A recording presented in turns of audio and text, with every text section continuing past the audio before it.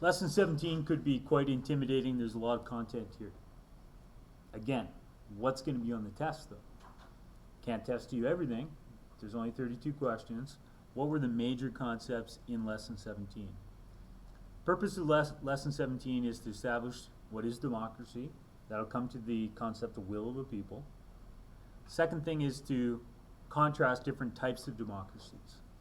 One type is a direct democracy. Direct democracy is when, instead of having representatives, the citizens directly represent their own political visions and views and aspirations and will. So it's not a representative democracy, it's a direct democracy.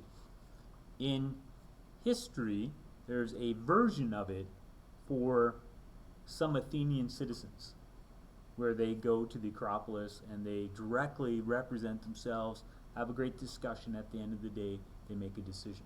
That's direct democracy. The opposite is indirect democracy. Now, before we get to indirect democracy, there are moments of direct democracy in Canada when we have a referendum. That's as close to direct democracy as what we get, because now the people directly get to represent their own will, their own vision or policies. In America, there's more direct democracy or direct democratic opportunities. They have more what they call plebiscites or propositions, that on their ballot in America there'll be a series of propositions. Should we expand the soup kitchen? Should we have hot lunches at this elementary school? Who should be the sheriff? There'll be more opportunities to vote on election day in America, and there's more election days. Every 2 years we have an election. So we have direct versus indirect democracy. Then within indirect democracy, we have the U.S. model, the congressional system, and we have the Canadian model. For each model, we need to understand the branches of government, the legislative, executive, and judicial branch. Who makes them up? How are they decided? And what is their job? The executive branch, they carry out the law. The legislative branch, they make the law. The judicial determine if the law is legal. How do we in Canada pick the legislative branch? How do they pick the legislative branch in America? That's a part of this chapter. This chapter also focuses on the nature of our parliament being a bicameral institution. We have a Senate, we have the House of Commons. In America, they have a Senate, they have a House of Representatives. So the assignment we did with this chapter was the similarities and differences between Canada and the United States. Your notes should be your best study tool, because that's the focus of this chapter.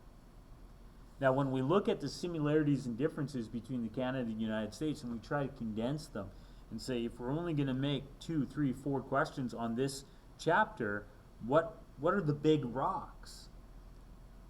Canada has responsible government. The United States has checks and balances. You have to expect to see that.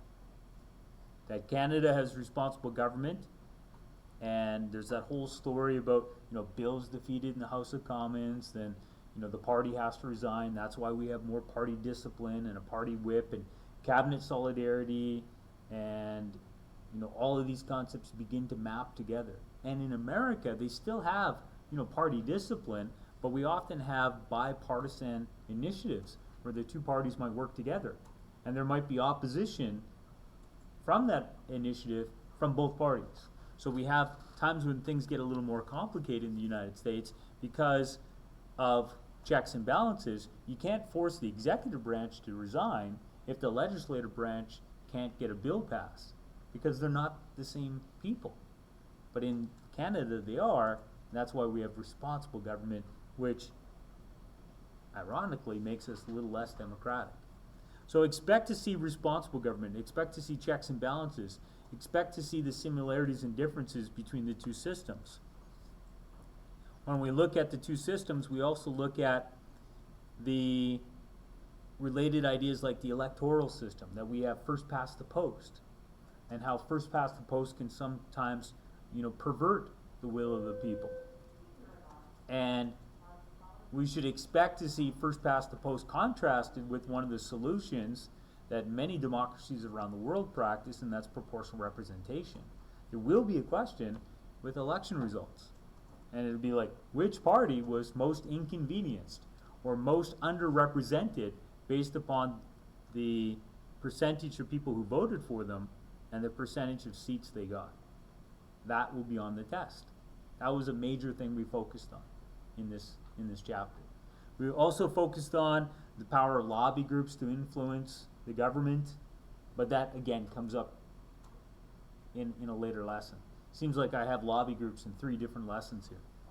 But as we skim through it, also on the diploma exam, you need to know, the parties in Canada, the relative policies between the Conservatives and the Liberals and the NDP. And in America, it is helpful that you understand the difference of policies between Canada, or between America's Democrats and America's Republicans. So in summary, the Conservatives want smaller government. They want more freedom from government. And in Canada, the NDP are more socialist. And they're more socially liberal. They're the most liberal party. In America, the Democrats are more liberal, and the Republicans want small government. So here's that stuff on Athenian direct democracy, some principles of democratic systems, words like accountability we've already talked about in a previous lesson. There's some notes on separation of power in the branches of government.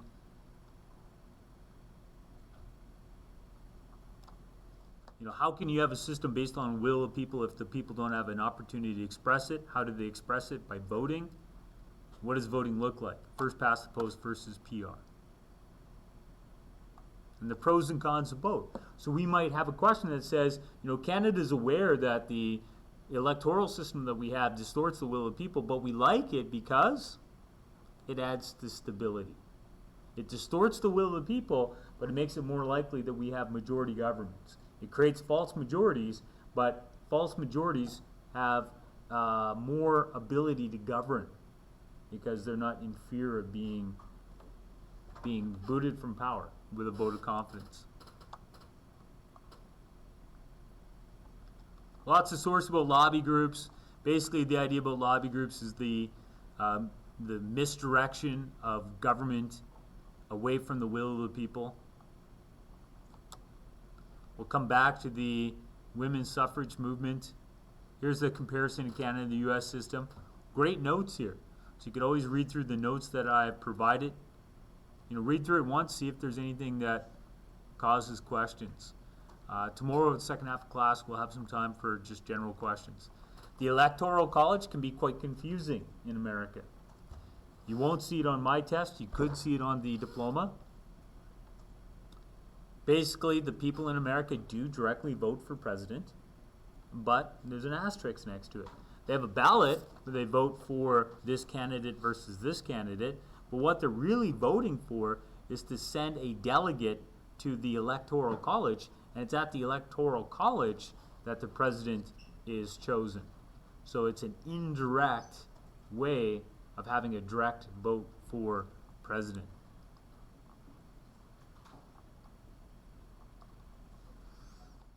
So we have lots of additional information about the two systems here, but all of this here is just additional information. And that is lesson 17. A little bit on the amendments at the end here. That's more chapter 11 of the textbook. It's important to know generally the content of the Canadian Charter of Rights and Freedoms, what liberties we have.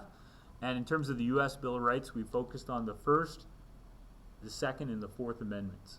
The first is the freedom of speech, the freedom of assembly, the freedom of petition, the freedom to worship, and the second, the right to bear arms, and the fourth, the privacy from government. So that's it for lesson 17. Let's get you a look at lesson 18.